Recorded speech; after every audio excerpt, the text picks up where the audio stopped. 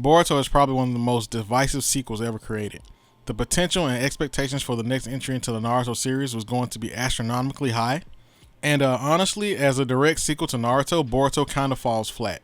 I'm not saying that to dump on the series, but in a sense that if your expectations for Boruto is for it to be Ninjas Part 2 with maybe a little more godly powers than necessary, you're going to be completely disappointed and probably hate the series. With all that being said, let me get to the point of this video, which the title is A Breakdown of Boruto, Why You Should Give It a Chance.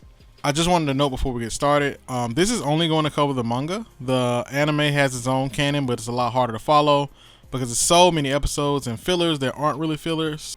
So it's kind of confusing, and ain't nobody got time for all that. And honestly, I think the easiest way to digest Boruto is to read the manga for the story and watch the fights. Or at the very least, watch Naruto and Sasuke versus Fuse Momoshiki and Ishiki versus Barum Mode Naruto. I think now you can watch Kawaki versus Boruto and versus Code, but I haven't watched that myself. Anyway, so here we go. The first thing you need to accept, and I know it's difficult, and that is Boruto is not Naruto. He's his own character. He is literally the opposite of Naruto, a privileged kid who's acting out because his father isn't always around, whereas Naruto was an orphan that had no one. An opinion of mine, and I don't know how many of you can accept it, but I think Boruto, if it was disconnected from Naruto, wouldn't have received as much hate as it got. For what it is, Boruto has its strong points and it can be very entertaining. I honestly think if you let Boruto be itself, you will enjoy the story much, much more. Because the current mindset for people who don't like the series is that it is an unnecessary sequel to a story that was already complete, and that Boruto was made just to sell more toys and video games. Although it is somewhat difficult to do a full disconnect, because the first part of Boruto is seriously filled with a lot of Naruto and Sasuke, and they will always be present throughout the story. However, once Momoshiki is defeated and Boruto receives the karma, Boruto as a series begins to come into its own. Something that I wanted to point out is that it does seem like Ikimoto wanted us to hate Naruto, at least at first. He's shown to be a neglectful father and husband to his family, prioritizing his duties as the Hokage over everything. He even sends shadow clones home to be with his family. That does change, however, once the story moves forward and they face off against Momoshiki and Kinshiki. I'll fast forward a little bit here. Sasuke runs into them both in Kaguya's domain and narrowly escapes. Sasuke warns Konoha of the Kaguya level threat, and then the duo shows up at the Chunin exams and start blasting away the arena like it's DBZ. Naruto sacrifices himself and ends up being captured, where Momoshiki and Kinshiki drain the chakra out of him.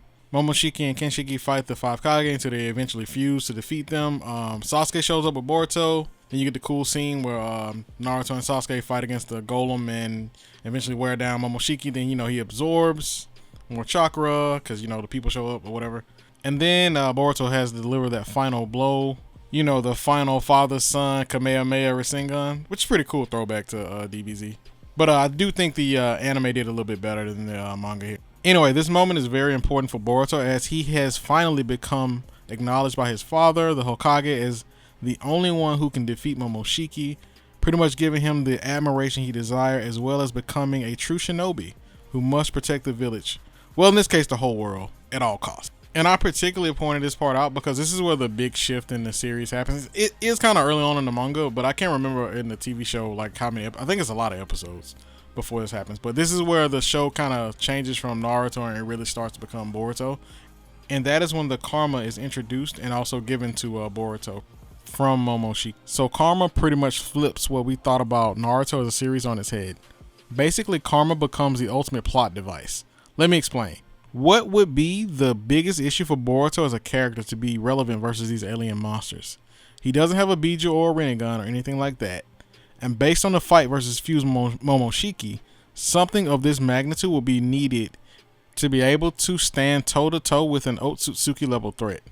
Boom, in comes karma, which once extracted gives the user all the Otsuki abilities as well as the battle experience. I do believe they only receive a percentage of it as the karma grows. Like at 50%, I don't think Boruto has 100% of Momoshiki's abilities or powers. Karma also gives some users the ability to absorb jutsus. The other side of karma is that it is how the Otsuki resurrect themselves.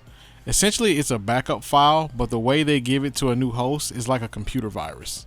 Once the data is downloaded, the Otsuki take over the new body, but they regain their full power and look/features.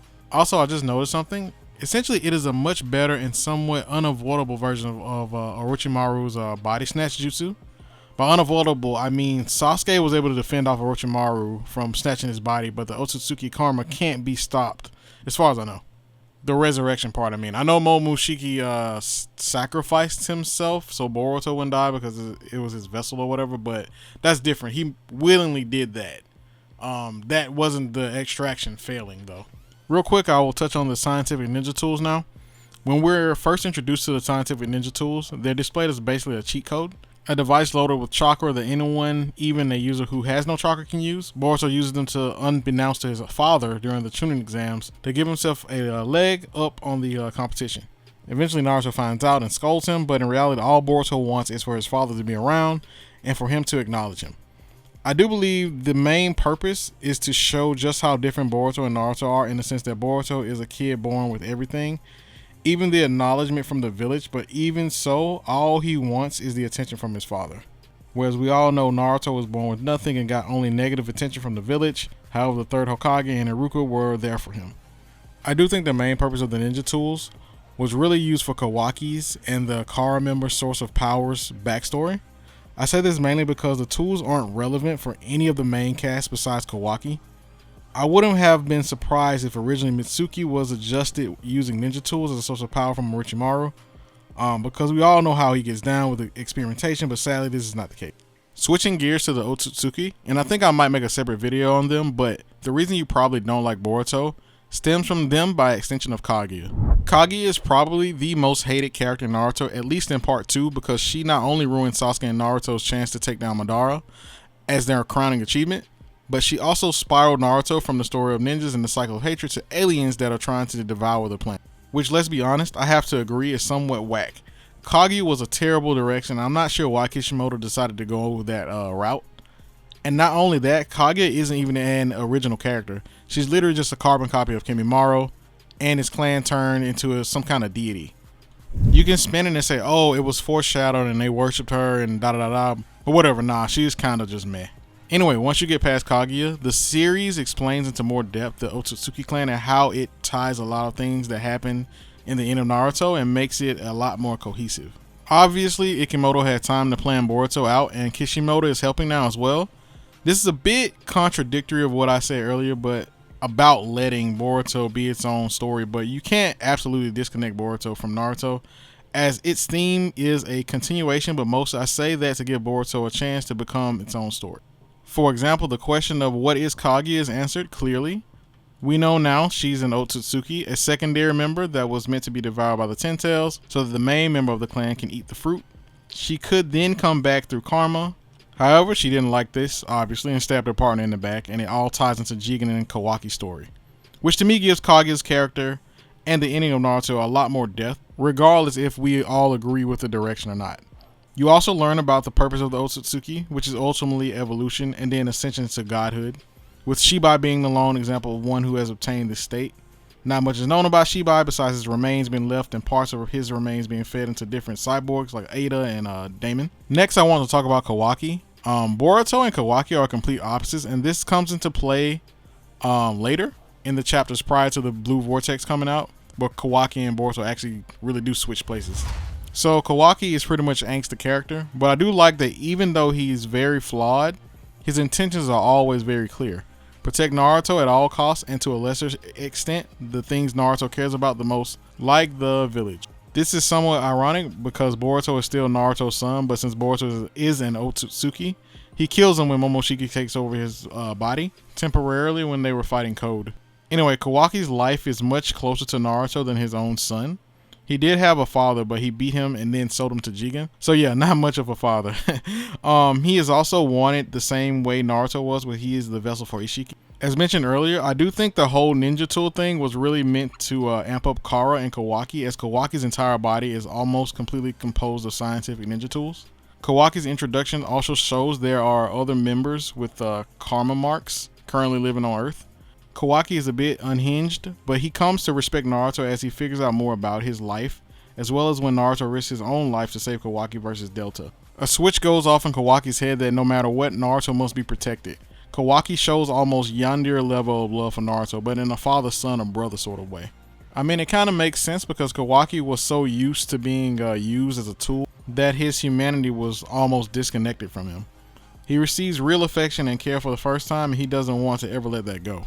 With all that being said, Kawaki's character makes a lot of sense because of these traits. Now I want to talk about what I think is one of the best parts of the series. That is the Ishiki Jigan saga.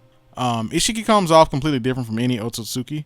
Basically, he knows he's the best. He's calm, collected, and very calculated in everything he does. Seemingly, the only time he's in panic mode is when his chances of losing his perfect vessel, aka Kawaki, is at risk.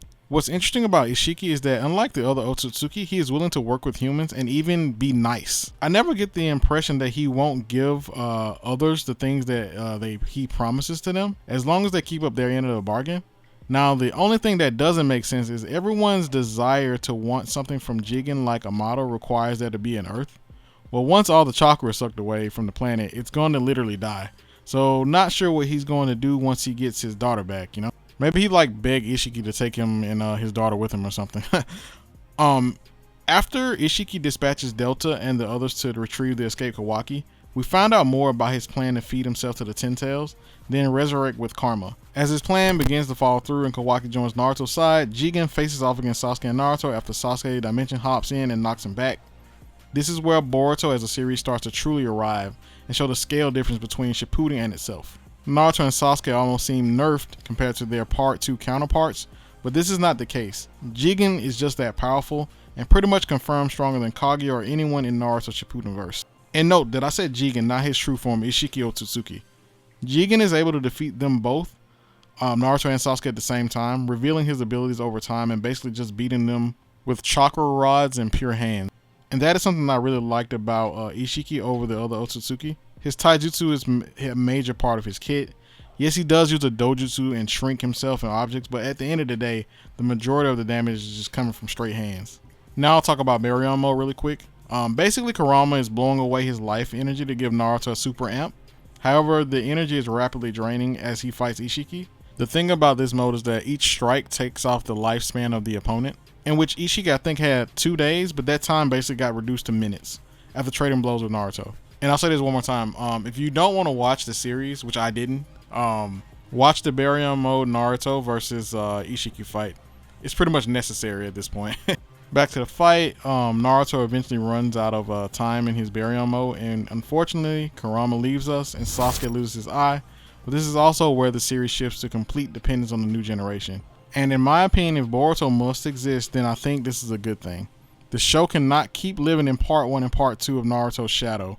In my opinion, the Ishiki saga is the peak of the original Boruto series. The Code arc is okay, but the only issue is Code is like a huge jobber, even with his limiters removed. Bro doesn't have one win in the series, and at this point, he's going to be relegated to comic relief. However, we do get to see Kawaki show his resolve in the sense that in order to protect Naruto and by extension the Leaf Village, he is willing to do anything. We also meet Ida and Damon, which I'm not the biggest fan of their designs, but they give a lot of insight into what exactly the powers of Shiba Otsutsuki would have been. For example, we're told that Ida's power is the uncontrollable attraction to her and for those caught in it to follow her will. However, we find out from Momoshiki that this isn't a real ability. The real ability is omnipotence, which basically is a wishing device. Kawaki eventually uses it after he realizes Momoshiki is still inside of Boruto and has their lives switch places. Finally, the Blue Vortex. The 2 Blue Vortex is so amazing. It's the peak of fiction. I'm just kidding. I'm not a stan, but I would be lying if I said that the Blue Vortex isn't good. And honestly, it took what made Boruto decent and expanded on it exponentially. As far as we can tell, Boruto and Kawaki have at least become on par with their Otsutsuki counterparts. Honestly, I think Boruto is clearly stronger than Momo, but I'm not sure about Kawaki yet because of how strong Ishiki was. The Ten Tails being becoming sentient or gaining brain power is really good storyline twist and a breath of fresh air from just another Otsutsuki coming to feed Kawaki or Boruto to the Ten Tails, honestly. So the takeaway from this video is that you at least need to read Boruto and give it a chance. Just so you can at least enjoy the Blue Vortex, because I can kind of tell it's going to go in a much better direction than just a continuation of Naruto. Every chapter so far has been amazing. I think at this time of this video, chapter 6 is the latest one that came out, just for a future reference. As I cap this off, I just want to say that I know there was a lot I didn't cover, like the side characters, for example Sarada, which unfortunately in the manga she isn't too well fleshed out, but in the anime she has done a lot more justice. However, I didn't want this video just to be a story explanation, but more so why Naruto fans should at least give Boruto a shot, as there are some excellent points in the story, and of course there are flaws, but in my opinion, at this point the flaws are a bit overstated. And yeah, that's the end of the video. Hope you enjoyed it. Please like and subscribe, and I'll see you on the next one.